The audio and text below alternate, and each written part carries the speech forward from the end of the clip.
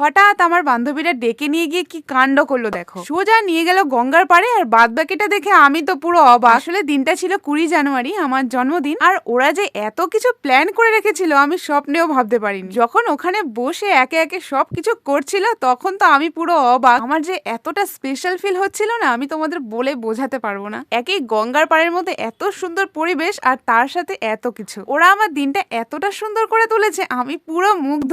আমার বলার মতো আমি কোনো ভাষা খুঁজে পাচ্ছি না। শুধু একটা কথাই বলবো, আমার তরফ থেকে তোমাদের অনেকটা ভালোবাসা রইলো। আর মাত্র 2 দিন বাদেই তো সরস্বতী পুজো। আমার বান্ধবীরা বায়না করেছে ওদের বাড়ির সরস্বতী পুজোর ডেকোরেশনটা আমাকে করে দেওয়ার জন্য। সবকিছু তো আর হাতের কাছে ছিল না, আর্ট পেপারটাই ছিল, ওটা দিয়ে একটু কাজটা এগিয়ে রাখলাম। বাদ বাকি যে বেশিরভাগ কাজটা ওটা পরের দিন করবো। ও মা, বাড়িতে এসে দেখি আরেকটা কেক। এটা আমার জন্য একটা স্পেশাল মানুষ পাঠিয়েছে, একটা দিদি। আবার কিছুক্ষণ বাদে দেখি আমারই একটা দাদা আমার জন্য গিফট নিয়ে হাজির। আমার এই দিনটা এতটা সুন্দর করে তোলার জন্য তোমাদের অনেক অনেক ধন্যবাদ। আর আমার তরফ থেকে তোমাদের অনেকটা ভালোবাসা রইলো।